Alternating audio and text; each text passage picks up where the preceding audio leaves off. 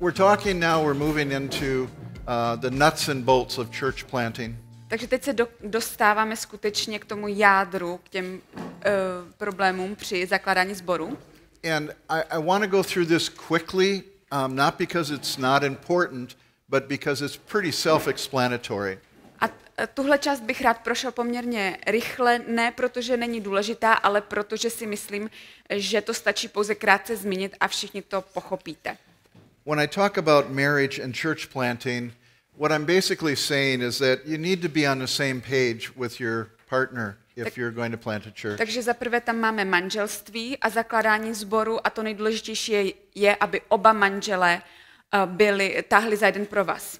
You cannot have a wife that is unwilling or unenthusiastic about what you're passionate about to plant a church. Nelze zakládat sbory v manželství, kde například manželka to tak nevidí nebo není až tak nadšená z té služby. And sometimes it just takes some time to allow the Spirit of God to work in your wife if you really truly are passionate about church planting and she isn't. A někdy zkrátka je potřeba nějakou dobu počkat, aby Duch Svatý působil v srdci manželky, pokud ten manžel má touhu zakládat sbory a manželka ne. Because if you think church planting is hard for the church planter, it's doubly hard for the wife. Protože pokud máte dojem, že zakládání sboru je náročné pro člověka, pro toho muže, který se v něm angažuje, tak je to ještě dvakrát tak náročné pro tu manželku. I really miss not having my wife with me. Often she travels with me and she would take the ladies of the group and teach them separately. Mně je líto, že tady se mnou nemůže být moje manželka, často se mnou cestuje a vždycky si připravuje vyučování pro ženy zvlášť. And she often reminds me that half of my congregation are women. A často mi připomíná, že polovina každého shromáždění, ke kterému mluví, tak polovinu tvoří ženy. But like most guys, we forget that. Ale jako většina chlapů, já na to zapomínám. But suffice it to say that when I talk about marriage and church planting, you should be on the same page. It does not mean that she has to be as active as you are, but at least she's got to be supportive. Musíte táhnout za jeden provaz. Neznamená to, že manželka musí dělat všechno, co dělá manžel, nebo že musí být dokonce stejně aktivní, ale musíte mít její plnou podporu. And it's the same with children.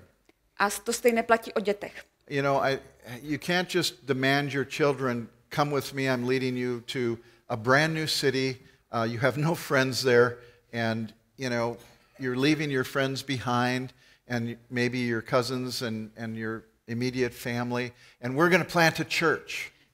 Dětem nestačí pouze říct, víte co, pojďte, bude to skvělý, půjdeme do nového města, kde nikoho neznáte, žádnou rodinu tam nemáte, bratranci, kamarádi, to všechno zůstane v tom starém městě, ale založíme tam sbor. You've got to work together, maybe take time to explain why you're doing it, and the Bible, bring the Bible into it, and how God is leading you, and prepare the kids as well. To není tak jednoduché, to vyžaduje také úsilí. Musíte s nimi mluvit, vysvětlovat jim, co vám Pán Bůh položil na srdce, vzít si na pomoc Bibli, z Bible jim vysvětlit, proč je to důležité a pomalu je do toho zasvětit. And I've already talked about working as a team and not just as a single individual. Už jsem zmiňoval to, že zakladatel sboru musí být týmový hráč, žádný individualista. But I can say this, that in every team of people working together, it's just it will happen. One surfaces as a first among equals. Ale je nevyhnutelné, že v každém týmu se postupem času ustanoví někdo, kdo bude první mezi rovnými. We often call them the senior pastor. Někdy jim říkáme hlavní kazatel. Or maybe the senior member of the church planting team. Nebo hlavní zakladatel toho sboru. And when I say first among equals, it's because the New Testament shows that elders are equal in authority and voting, if you will. A když říkám první mezi rovnými, tak mám na mysli to, že Nový zákon mluví o starších, kteří jsou si rovni, co se týče hlasovacího práva. But even in a group of elders, you'll have one that maybe has more education. Ale v každé skupině starších, přestože jsou si rovni, je tam třeba někdo, kdo získal vyšší vzdělání. And it is his vocation to be a pastor. Nebo to vnímá jako opravdu povolání být pastorem, kazatelem. And his spiritual gifts show him to be worthy of double honor because he works hard at preaching and teaching.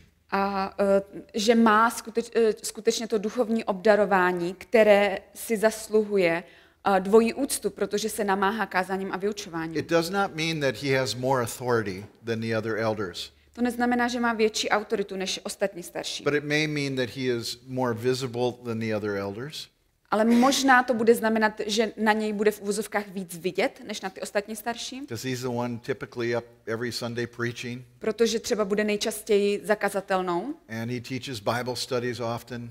Nebo často bude vyučovat na biblické hodině. And there's nothing wrong with that unless pride comes in and he thinks he's more than he actually is. Na tom není nic špatného, pokud se nenechá strhnout pýchou a nezačne si myslet, že je něco víc, než ve skutečnosti je. Or jealousy comes in where the other elders are jealous of his position. A nebo ti ostatní starší se mohou nechat strhnout závistí a začnou mu závidět třeba to postavení. But those are sins that can be dealt with. Ale to jsou všechno hříchy, se kterými se lze vypořádat. In our church, I have two other elders. I did have three. V našem sboru jsou tam kromě mě ještě dva další starší, bývali tři. And the one that left was 75 years old, and we sent him back to the Philippines, where he was a missionary at one time. Ten, který odešel, tak tomu bylo 75 let a my jsme ho vyslali zpátky na Filipíny, kde byl dříve misionářem. He's married to a Filipina. Jeho manželka je Filipínka. And he served there for 17 years. A sloužil tam 17 let. And then he came back to the United States for a number of years and came to our church, and we laid hands on him as an elder. He is a dear, dear man. A potom se vrátil zpátky do Ameriky a stal se součástí našeho sboru. Vkládali jsme na něho ruce, je to velmi vzácný člověk pro nás. But we all work together, and nobody is more powerful or have more authority than anyone else. Všichni ale spolupracujeme, není nikdo na vyšším nebo na nižším postavení. My vocation, my education, and my gifting all tend to put me as a first among the equals. Já mám to vzdělání a to obdarování, které mě většinou postaví na tu pozici prvního mezi rovnými. But I hold that position very, very carefully. Ale já jsem v tom velmi, velmi opatrný. And I'm forever going before them and saying, you know, somebody said something. Do you see that happening in my life? A často, když mě někdo z něčeho obvinuje, tak se vždycky ptám o ostatních starších. Zdá se ti to taky, vidíš to stejně, nebo jak na tom jsem? They too come to me and to the other elder and say, hey, you know, I've been working a lot lately. Am I giving too much time to work? Should I be more engaged in the ministry at church? Ale i oni se ptají mě a ostatních starších, například řeknou, já poslední dobu hodně pracuji, nezdá se ti, že dávám práci moc času, možná bych měl víc věnovat službě ve sboru. That kind of checking back and forth, checking each other, asking each other to check you out, that makes for a sweet relationship and a workable relationship. A tahle zpětná vazba, tahle vzájemná vykazatelnost tvoří skutečně dobrý vztah mezi staršími. So that's just working as a team. Can we have the next slide, slide 5, please? Takže to je k té týmové spolupráci. Teď si poprosíme bring it pátý all the way slide. down. Včetně toho textu, prosím. Ten je o modlitbě. That's it. Okay. So obviously prayer is important with church planting. Modlitba je samozřejmě v zakládání sborů klíčová. You do realize that our prayer is a display of our dependence upon God. Naše modlitby jsou výrazem, vyjádřením závislosti na Bohu. When we are less prayerful, what's happening is we're depending and leaning on our own understanding. Když se méně modlíme, znamená to, že víc spoléháme sami na sebe, na své vlastní pochopení. And it's really funny how life works. When you're a young man, you tend to lean on your own understanding and run ahead of the Lord. Je to zajímavé, že často to tak bývá v životě, když je člověk mladý, má tendenci se spoléhat sám na sebe a být netrpělivý, spěchat a nečekat na Boží vedení. And so you don't depend upon the Lord in prayer. A často to zahrnuje i to, že se člověk méně modlí. When you're an older man, you tend to depend on your past experience. Starší člověk se naopak může být v pokušení spoléhat se na minulé zkušenosti. And you can think, I got this, I've been through this before. A říkat si, jo, tak to už jsem zažil, já vím, jak na to. And you're not dependent in prayer.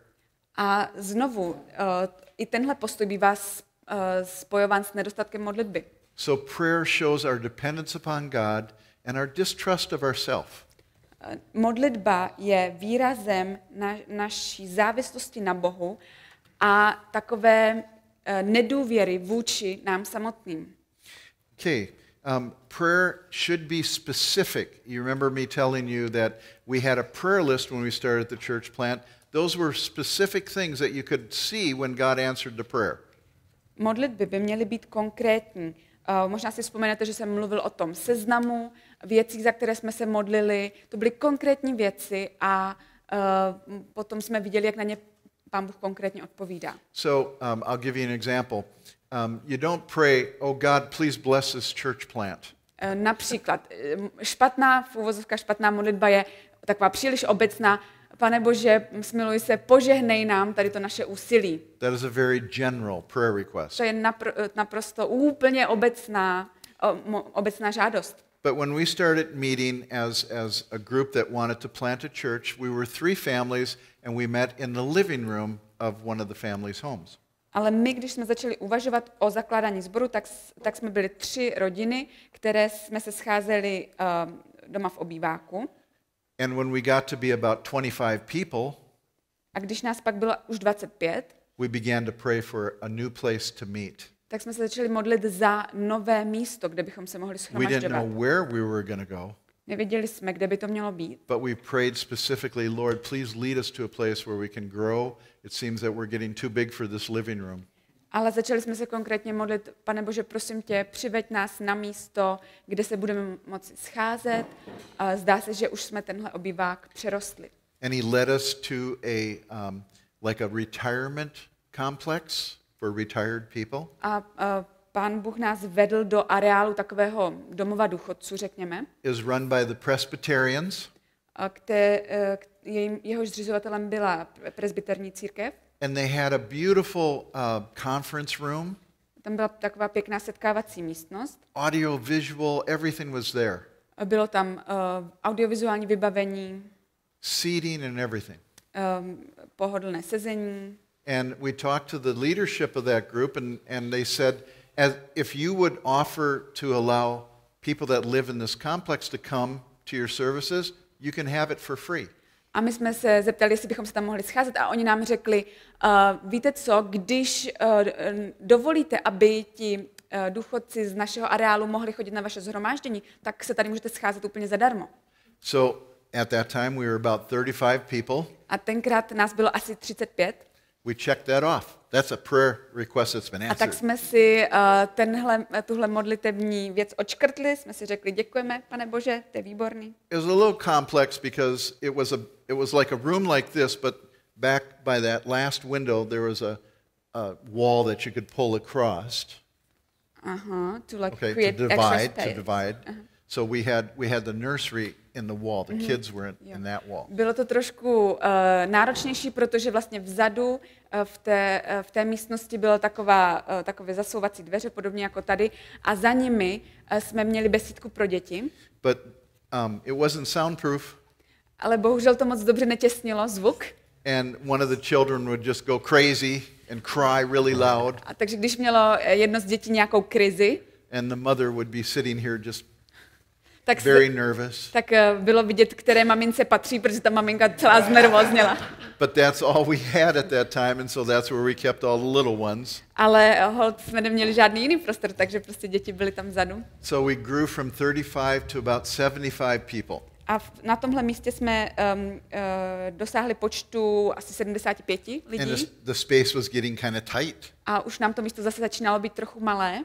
And then a homeschool family came to visit us. A potom nás přišla navštívit jedna rodina, která vzdělávala děti doma. And I don't know about here, but in the States, homeschool families are large. A já nevím, jak tady, ale většinou v Americe rodina, která vzdělává děti doma, má těch dětí hodně. And they had 5 kids. Měli 5 dětí. And so there weren't enough chairs in the place where you're meeting. A my už jsme neměli dostatek židlí volných. And to get into where the conference room was, you had to come through their lobby area.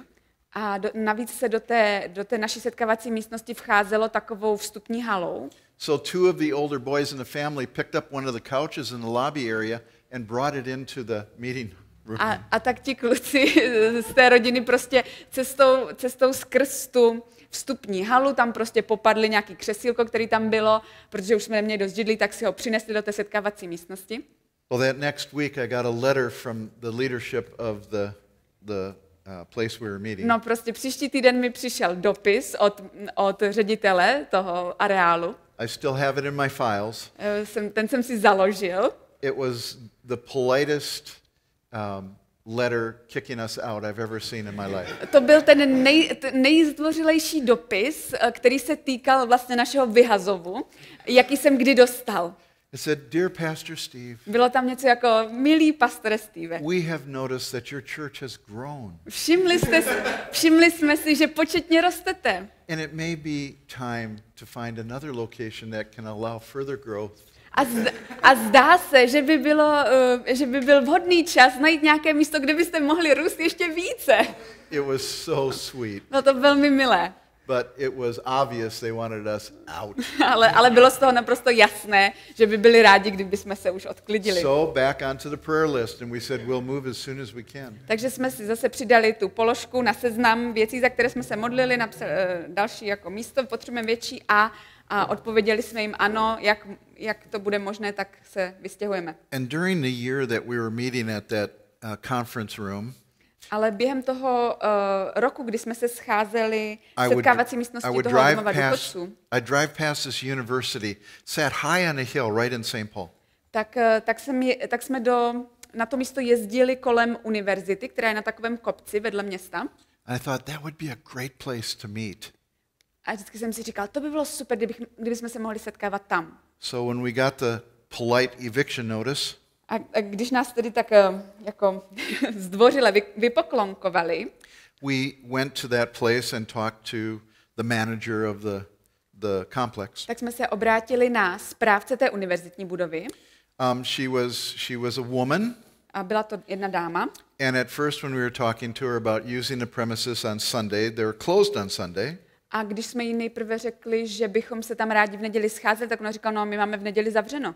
She was very negative. A zdálo se, že to neprojde. Oh, no, I don't think we can do this. Ne, to asi nepůjde, mám říkala. And I noticed that her name tag said Cromer. It was her last name was Cromer. A já jsem si všiml, že na jmenovce má napsáno paní Kromrová. And I said, I can't help but notice your last name is Cromer. I knew a Cromer. A já říkám, nezlobte se, ale já znám jednoho pana Kromra. I said, are you any relation to Bob Cromer? Nejste náhodou příbuzná pana Boba Kromra? Now you have to understand, excuse me, okay. I come from the east side of St. Paul. It's city life. And she went, you know Cromer? You know him? A my prostě musíte pochopit, že to je poměrně jako formální městské prostředí tam, kde bydlím. Ale ve chvíli, kdy jsem řekl Bob Cromer, tak ona udělala, ty znáš Boba? Jo, prostě. It was her ex-husband. A to byl její bývalý manžel.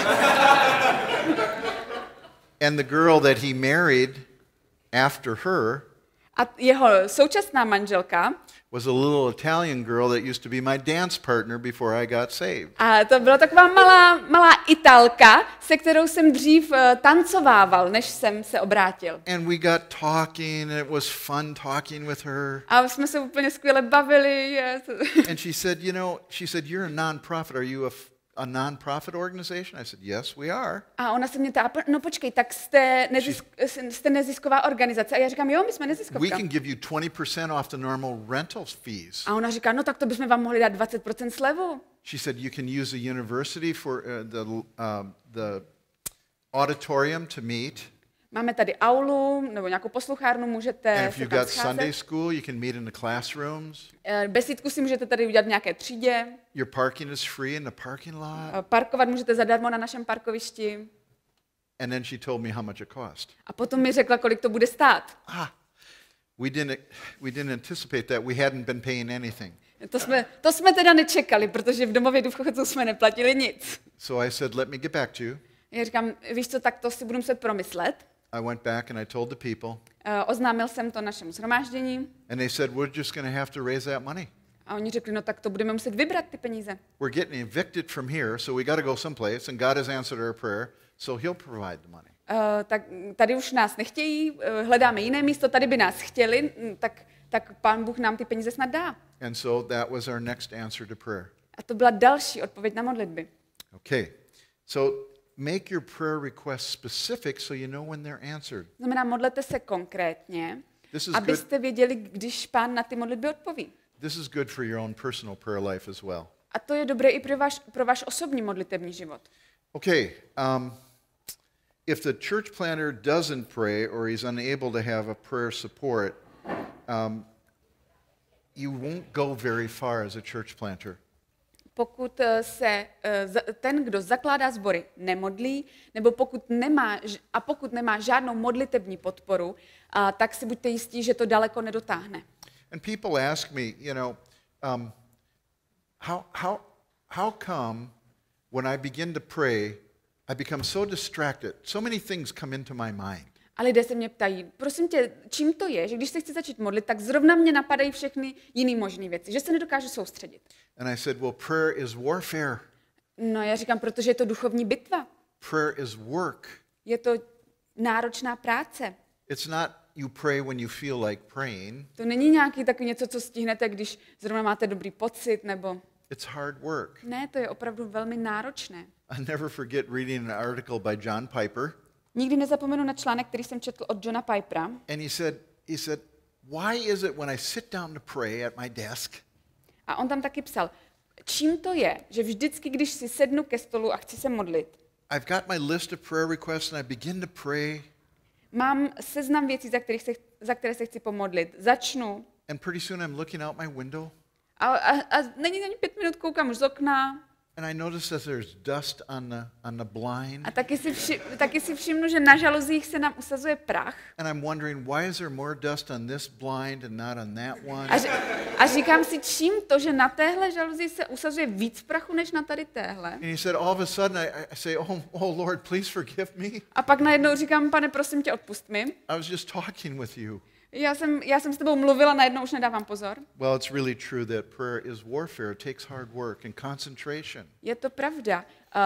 Modlitba je náročná, vyžaduje úsilí a je to duchovní bitva. So it works to have a prayer list. Write out a prayer list. To znamená, seznam modlitebních námětů je určitě důležitý. And then, as I mentioned to you, when you do have an answered prayer, especially in the context of church planting, get the most out of it. Affirm. Let the people know God answered our prayer. God is listening to us. God is involved in this work. A když ten seznam máte, tak opravdu ho používejte, modlete se za ty věci a jak už jsem zmiňoval dříve, vytěžte z toho co nejvíc. Kdykoliv Pán Bůh odpoví, povzbuzujte tím lidi a připomínejte jim to, jak Bůh už působil, co už udělal. Don't take it for granted. Neberte to jako samozřejmost. And don't think that your people understand it. A nemyslete si, nebo nepředpokládejte, že tomu lidé rozumějí. Okay, slide 6, please. Přesuneme se k 6. slajdu.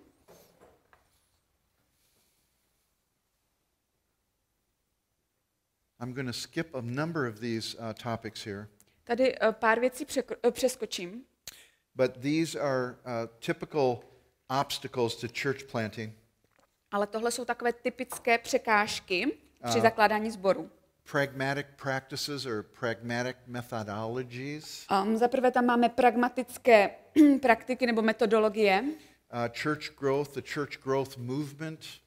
V Americe máme takovou jakousi metodologii církevního růstu. Like seeker-friendly churches. To jsou hodně takové sbory, které se zaměřují na hledající a na to, aby vlastně se u nich cítilo dobře co nejvíce lidí. In most pragmatic churches that use pragmatism, you'll find that they're man-centered. V těch pragmatických sborech si brzy uvědomíte, že se vlastně zaměřují na člověka. Rather than being God-centered. Místo toho, aby se zaměřovali na Boha. They take surveys to find out what the people want. Protože rozesílají dotazníky, aby zjistili, co lidé chtějí. And then they provide it. A potom jim to zajistí. The church that my son was married in, our church was too small, so I borrowed another church, rented another church, and the church that he got married in was very interesting. Můj syn měl svatbu v jiném sboru než v našem, protože náš byl na to příliš malý, tak jsme si vlastně pronajali místo v jiném sboru a to bylo velmi zajímavé. It was a larger church. Bylo to docela velký prostor, It was a seeker-friendly church. Byl hodně zaměřený na hledající lidi. And you walked into the lobby, it was a big lobby. A když u vstupu byla taková velká vstupní hala. And you had, your check-in counters and information counters over here. A byly tam stolky, taková jako malá recepce, kde lidi mohli získat informace. And then there was a hole in the floor with a couple of handles. A potom byla díra v zemi, hole in the floor. A hole in the floor. Tak tam byla díra v zemi a kolem toho byla nějaká madla. And I went and looked at it. A já jsem se na to podívala a říkám, co to je? And it was a slide for the kids to get down to the children's ministry. A byla to skluzavka, po které se děti klouzaly do besídky. So I slid down the slide. Takže já jsem se tam sklouznul. And it's like you went into a wonderland. A bylo to najednou jako v nějaké zemi divů. On both sides of the walls of the rooms, it was like a bazaar or a marketplace in a foreign country.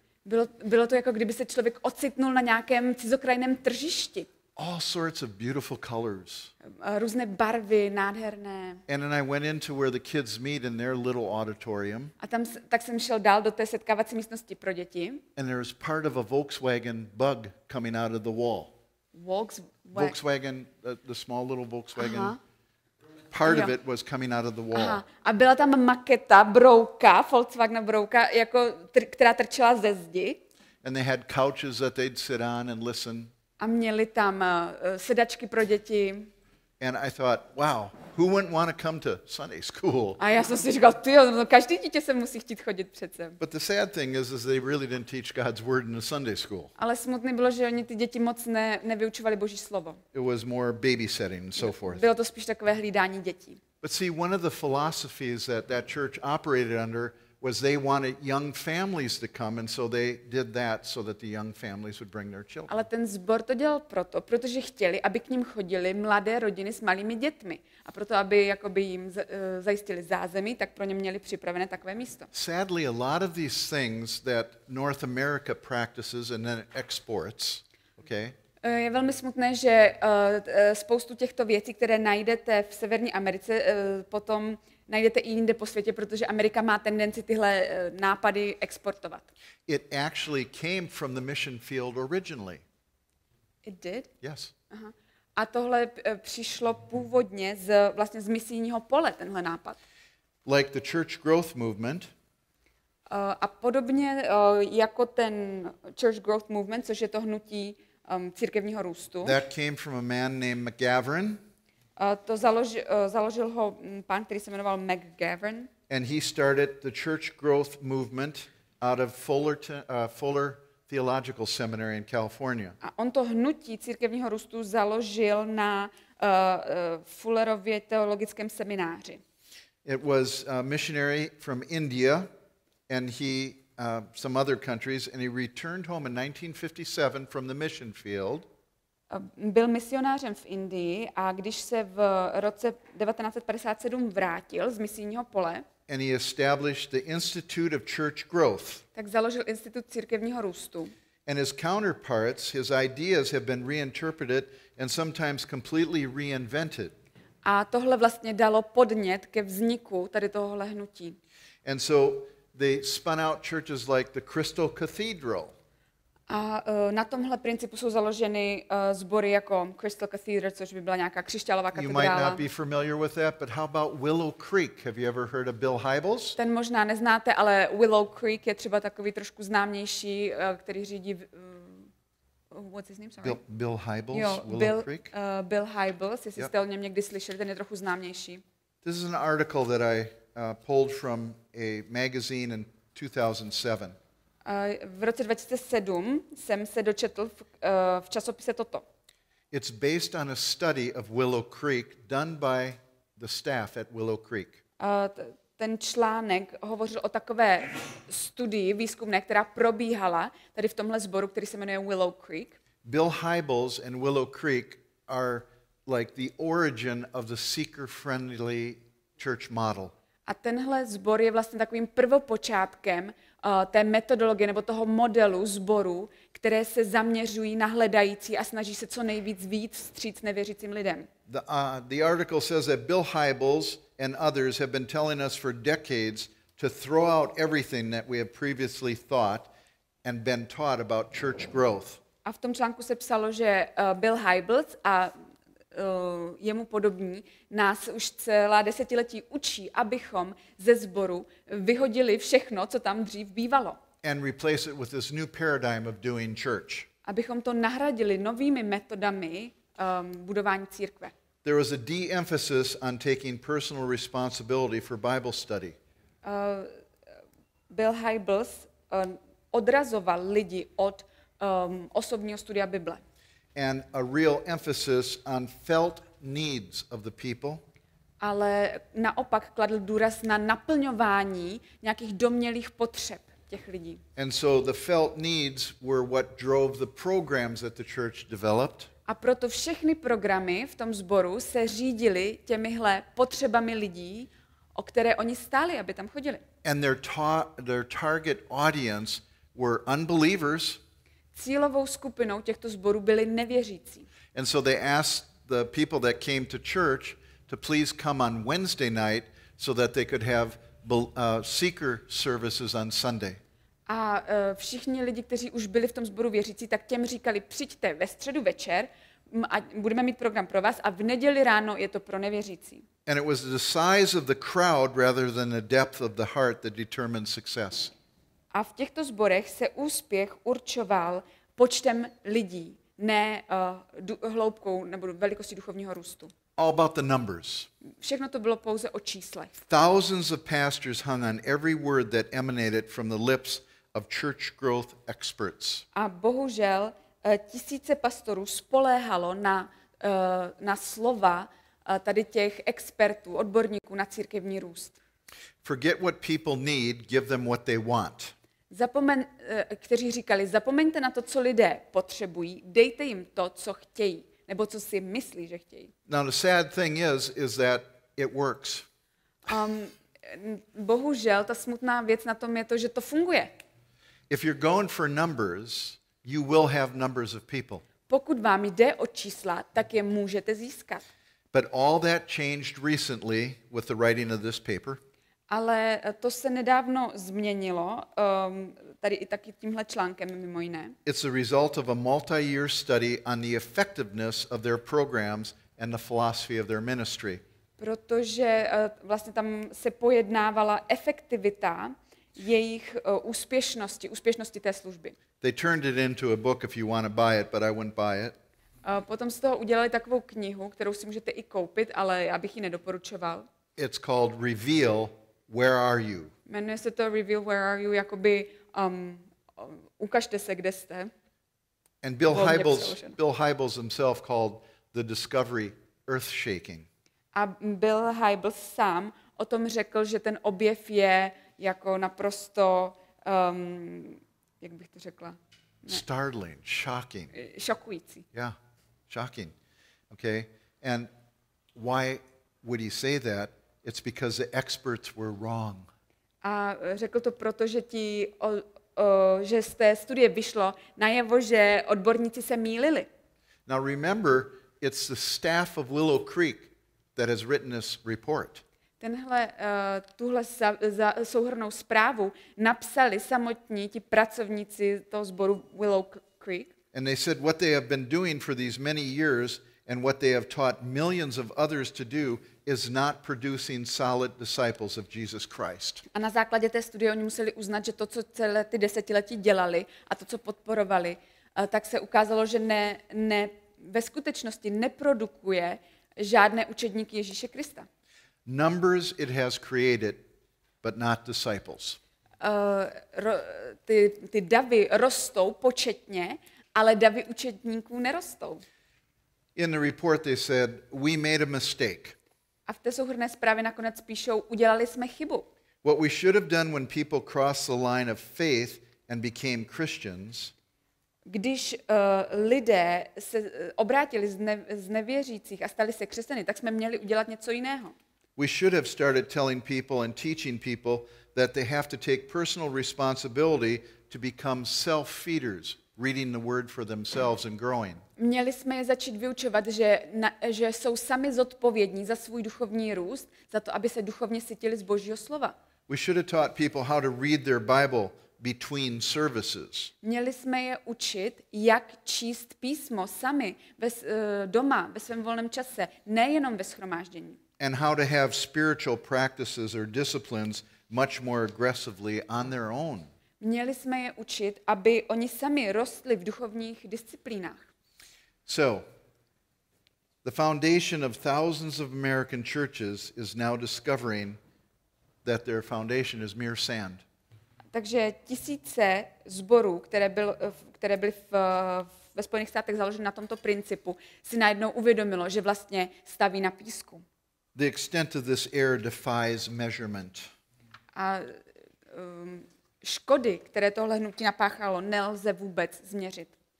Perhaps the most shocking thing of all in this revelation coming out of Willow Creek A možná tou nejvíce šokující zprávou is a summary statement written by one of the staff members.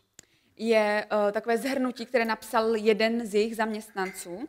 He says, our dream is that we fundamentally change the way we do church. On tam vysloveně napsal, my sníme o tom, že se nám podaří od základu změnit způsob, jakým budujeme církev. That we take out a clean sheet of paper and we rethink all of our old assumptions. Že se nám podaří obrátit list a začít znovu. And we replace it with new insights. Že se nám podaří nahradit ty staré myšlenky novými. Insights that are informed by research and rooted in Scripture.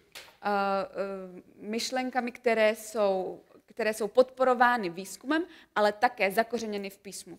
Our dream is really to discover what God is doing and how He's asking us to transform this planet. Sníme o tom, že zjistíme, co Bůh ve skutečnosti dělá a jakým způsobem on chce, abychom proměnili tuhle planetu. The reason that's shocking is because they still don't get it. Šokující je to protože to vlastně není správný závěr. He says we need to throw away the old stuff and rethink some new stuff. Protože on v podstatě v té souhrnné zprávě říká, že ty naše staré myšlenky to musíme zahodit, ale a vymyslet něco nového. And we need to get those new insights through informed research. A že k tomu potřebujeme výzkum. Yes, he added rooted in Scripture, but that's an afterthought. Ano, on potom sice dodal, jakoby, že by taky měli být zakořeněný v písmu, ale to je pro něho až na druhém místě. It appears, and it still might not get what they did wrong, and it's sad. Takže se zdá, že sice zjistili, že něco dělají špatně, ale ještě pořád nepochopili, jak by to měli dělat správně. To je velmi smutné. Not to mention that the head of the whole thing, Bill Hybels, defaulted morally. A to vůbec nemluvím o tom, že vlastně ten jejich vedoucí Bill Hybels se morálně zdiskreditoval. And had to retire in disgrace after multi-year affairs with women. A musel s hanbou odejít dřív do důchodu kvůli tomu, že měl prostě nějaké poměry s ženami. Now, all the things that we talk about, these quote-unquote evangelical churches with the music, that's real kickin' music, and the fog lights and the foggers and all that stuff, that is what Bill Hybels promoted, okay?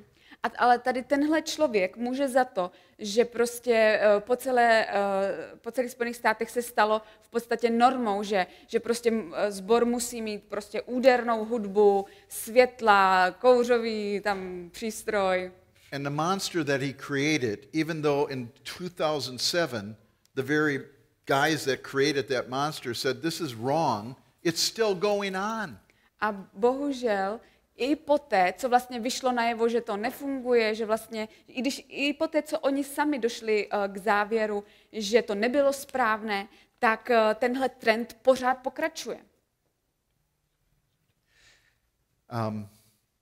I can't tell you how grievous that is to me. Já nedokážu ani vyslovit, jak strašně mě to rmoutí. There's a man that is the pastor of a mega church in St. Paul. V našem městě v St. Paul je jeden pastor mega církve. He's a modern day heretic. Je to takový moderní heretik. His name is Greg Boyd. Jmenuje se Greg Boyd. And he believes in the openness of theology theory. Věří v teorii. Openness of God. Aha, nevím, jak je to česky, otevřené božství. The basis of the theology is that God cannot know the future. God responds to what we do. Aha. Je to vlastně heretické učení o tom, že Bůh nevidí do budoucnosti a nemůže řídit budoucnost, pouze reaguje na to, co vidí, že děláme my. Which is not the God of the Bible. Což samozřejmě není Bůh Bible. He was addressing a seminary chapel at Bethel Seminary, not Bethlehem, Bethel Seminary. Jestli znáte seminář Bethel, tak tam tenhle člověk jednou kázal. And he told the seminarians that if you want a big church, a mega church, I can tell you how to do it. A on jim tam vysloveně řekl těm studentům, pokud chcete založit megazbor, tak já vám můžu říct, jak to udělat. I know the equation, what you need to do it. It will work. I guarantee it will work. Znám ten vzorec, který potřebujete, můžu vám to garantovat. Když uděláte přesně, co vám říkám, tak se vám to povede. Because I did it, and if you follow the steps, you will have a big church. Protože já jsem to takhle udělal a funguje to. Když mě poslechnete, tak budete mít taky velký sbor. Because I have one. Protože já jeden mám. And I'm bored. Bored, like bored. Tired of it? Tired. A už mě to nudí. Řekl. That's the proper response. The arrogance of that man. Uvědomujete si, jak je to arrogantní? Jesus Christ said, I will build my church. Greg Boyd said, I did it. Protože pán Ježíš přece řekl, já zbuduji svoji církev a on tam stojí a říká mi, no, já jsem to udělal, mně se to povedlo. I remember the story of Nebuchadnezzar. Didn't he say something like that? And nepřipomíná vám to Nabukadnezara?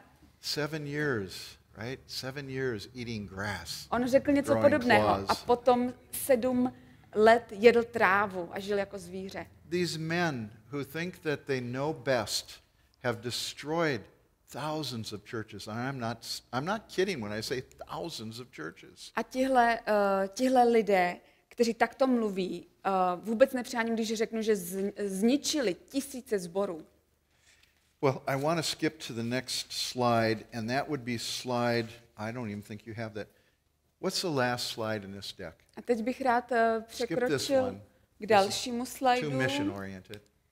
Ještě dál, prosím. Next one. There we go, yes. Tady tenhle. All right, good. Tenhle máme v češtině. Now this is the heart of what I came here to talk to you about. Tohle je to hlavní, o čem bych s vámi chtěl mluvit. It took me a long time to get here, didn't it? I'm sorry. It took a long time to get to this point. Trvalo nám to dlouho, úvod byl dlouhý. So I want you to understand that this diagram was written by a man, his name is Dr. David Hasselgrave. A tenhle graf vymyslel člověk, který se jmenuje David Hasselgrave. Yep. And he has developed this from the book of Acts. A to je na základě knihy Skutků. Vlastně tam jsou ty stádia misie, Pavlových misií. And he calls it the Pauline cycle. On tomu říká cyklus Pavlovské misie. And the cycle itself is seen in 10 steps. Vidíme tam takových 10 fází. Now, before we get too far, let me say this. The book of Acts is a transitional book, I understand that. Úvodem bych chtěl říct, že chápu, že kniha Skutků je z takového přechodového období. And so these principles we have to take as descriptive, not prescriptive. These are not what we have to do, but it shows us, it describes to us what is being done. Proto ty principy, které nacházíme v knize Skutků, včetně těchto, bychom měli brát jako deskriptivní, ne preskriptivní. To znamená deskriptivní, že popisují to, co se dělo. Nemusí nezbytně popisovat to, co my bychom měli dělat. And so we're going to be walking through these steps, but only 1 through 7. Takže si je projdeme, ale podíváme se pouze na prvních 7. Because 8, 9, and 10 are really more geared to pioneer church planters, kind of like what we did with Taliabo. Protože ten bod 8, 9 a 10, tak ty poslední 3 fáze se víc týkají průkopnické práce s těmi domorodými kmeny, něco podobného, co jsme dělali my v Indonésii. But very quickly, let's just look at each of the steps. Ale rychle si to teď projdeme. And then tomorrow we're going to go into depth with these steps. A zítra si to probereme podrobněji. The church planters or missionaries, okay, the church planters are commissioned. That's the very first step. Za prvé, misionáři nebo zakladatelé sborů jsou pověřeni. So, and we've already talked that a church should be the ones that send out church planters, so they should be approved by that church, affirmed and sent out by a local church. Už jsme se bavili o tom, že by to vždycky mělo vycházet z místního sboru, že místní sbor by se měl postavit za ty lidi, rozpoznat jejich obdarování, povolání pro tu službu a vyslat je. The second step is that the target audience is contacted. Za druhé, oslovení posluchačů. And so that presupposes that there's been some demographic work done. You've decided where you're going to go, what the place is like that you're going to go, and you begin to interact with people in that area. A to znamená, že proběhly nějaká práce v otázce jako seznamování se s tou oblastí, pravděpodobně tam znáte nějaké lidi a takže začnete v té oblasti aktivně působit. Okay, so like in our church plant situation, I was actually working together with Bethlehem Church. They were going to send me out. They basically kept me there for a year and made sure that I was approved, that I could do a church plant. And they basically released me to begin to meet with people. My goal was, my target area, after doing some study and everything, I determined I really believe that God would have me plant a church in the city of St. Paul, not a suburb. That was long, I'm sorry. Takže například v mém případě ten první bod vypadal tak, že já jsem usiloval o to, abych byl vyslán sborem, který se jmenuje Bethlehem Baptist Church. Takže jsem je kontaktoval, bavili jsme se o něj, řekli dobře, prověřili mě, řekli ano, můžeš zakládat sbor a potom jsme se za to modlili, zjišťovali jsme co a jak a na základě nějakého studia jsme usoudili, že Pán Bůh nás volá do města St. Paul a že nás volá přímo do té městské oblasti, ne do nějakého předměstí. Now, there's nothing wrong with planting a church in the suburbs. It's just that wasn't what God was calling me to do. Samozřejmě na tom není nic špatného zakládat sbor na předměstí, ale my jsme věřili, že Pán Bůh nás volá jinam. The third step is that the gospel is communicated to the target audience. Za třetí, že posluchačům je hlásáno evangelium. Now, the way this can work in the context of Czech Republic or even in St. Paul is that you get a small group of people together for a Bible study. V kontextu České republiky nebo i u nás to vypadalo tak, že jsme se začali scházet na biblickou skupinku. And I'm going to give you, tomorrow I'll give you an example of a Bible study that you can use that is typical to what we did with the Taliabo, beginning in Genesis, working through the Old Testament narratives to the death, burial, and resurrection of Jesus Christ. A zítra vám dám konkrétní plán, třeba co na takové během toho studia můžete procházet. A my jsme dělali něco podobného, co jsme dělali i v Indonésii. Šli jsme takovou osnovu jako celé Bible. And I understand there are other Bible studies that do this that are basically, they're basic Christian Bible studies that help people understand what Christianity is. A určitě takové materiály máte i v češtině, které vlastně seznamují nevěřící s křesťanskou vírou. But the idea is that you gather some people together that some may be saved, some may not be saved, they may not know if they're saved or not, but you get them together and you begin to socialize with them, and maybe food's involved. Food works wonders. It's wonderful to have food at a little gathering together, and it's good food, not something you buy at the store and just throw it together. They come for that. And people are lonely, folks. People are really lonely. So if you do this wisely, you can really gain maybe 10 people, maybe 6 people from your neighborhood. And you begin to meet with them. A takže je důležité, aby to byla různorodá skupinka, aby tam byli třeba někteří věřící, někteří nevěřící, někteří třeba neví, jestli jsou věřící, ale začněte se scházet, je dobré připravit nějaké pohoštění a hlavně, aby jim to chutnalo. Jídlo vždycky lidi přitáhne a ani si to neuvědomujeme, kolik lidí je hodně osamělých a ocení to, že se můžou s někým scházet, i když třeba kdo ví, jak je to křesťanství zajímá. Ale prostě takovou malou skupinku, když dáte dohromady 6 až 10 lidí, tak to může být výborný začátek. But your goal is to really find out where they're at with the gospel. Do they understand what the gospel is? A lot of people nod their heads, they know what the gospel is, but as you begin to talk to them and ask them to help explain what they understand the gospel to be, you realize they really don't understand the gospel. Cílem samozřejmě je, aby lidé pochopili evangelium. A když říkám pochopili, tak to neznamená, že jenom kývou hlavou, protože spousta lidí vám na ledascos kývne a řekne, jo, já to chápu, ale aby i oni sami byli schopni to vysvětlit, aby skutečně věděli, o čem se mluví. The fourth step is you begin to see some conversions and you see people that were in that little group, they understand the gospel, and so the hearers come to know Christ. They're converted. A z Boží milosti potom pochopení následuje obrácení. Někteří lidé ve skupince vyznají Krista. Now this is the easiest step in the world because now you have some people that are experiencing koinonia, fellowship, because they're believers. Tohle je ten lehčí z těch kroků, protože lidé, kteří se obrátí, najednou zakoušejí duchovní společenství. They've already been meeting with you, so gathering together is not a big thing to them. They understand it's good to gather together.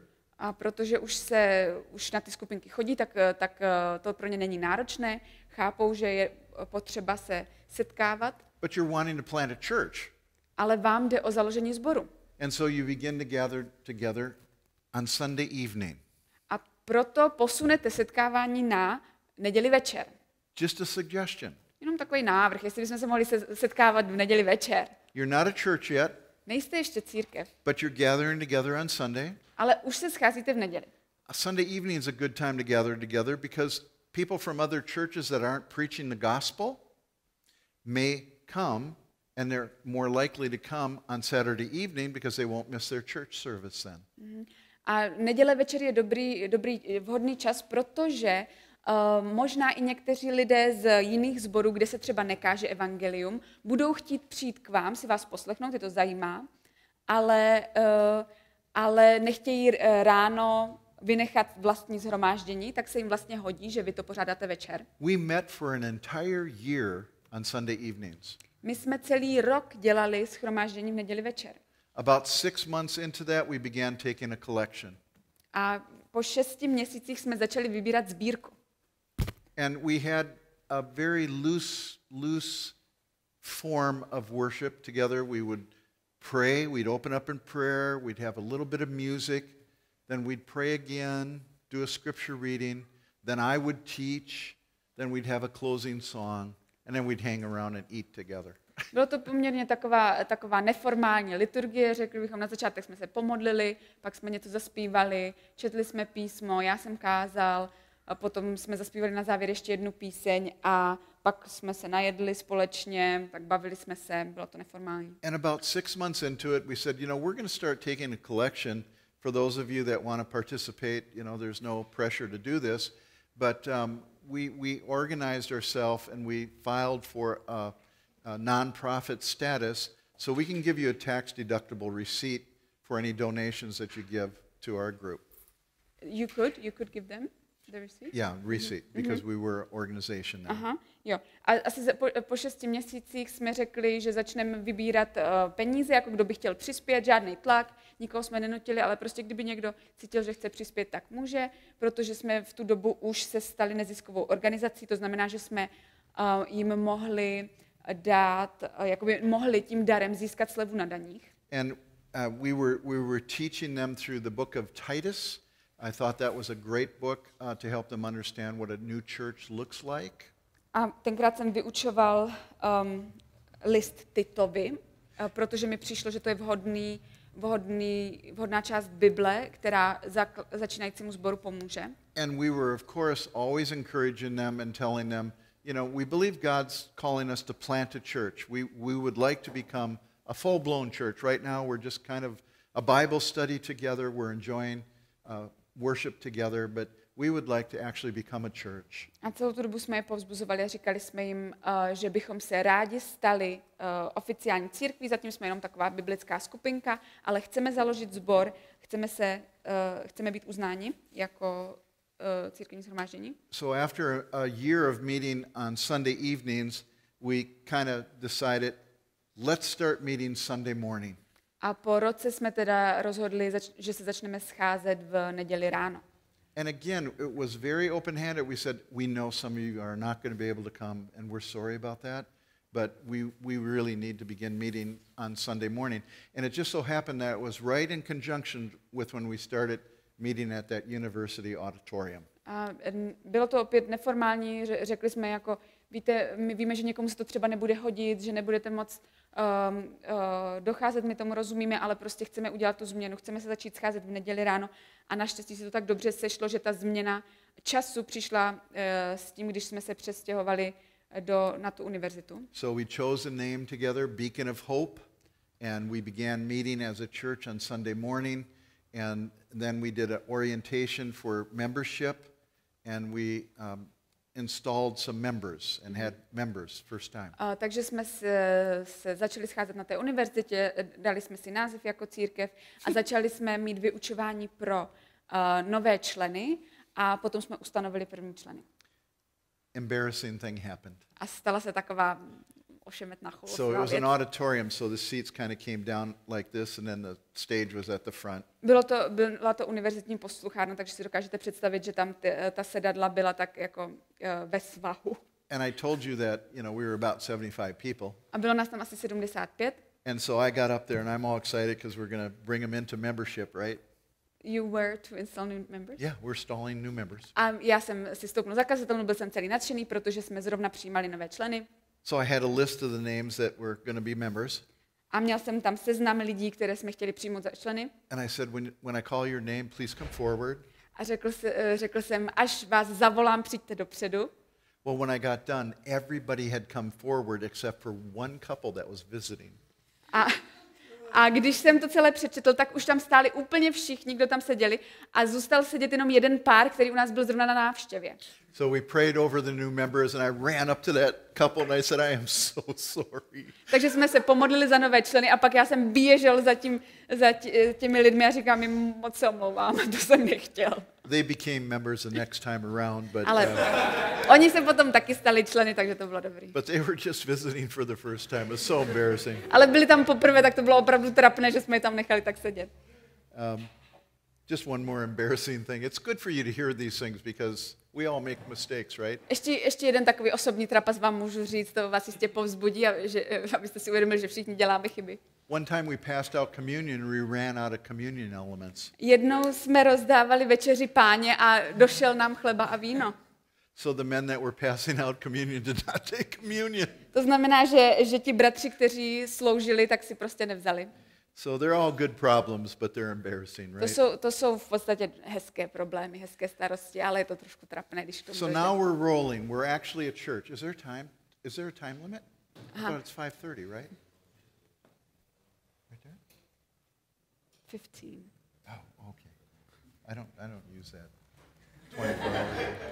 Okay, that's why I don't have a clock in my worship center. Let's take a break. Tak si dáme pauzu.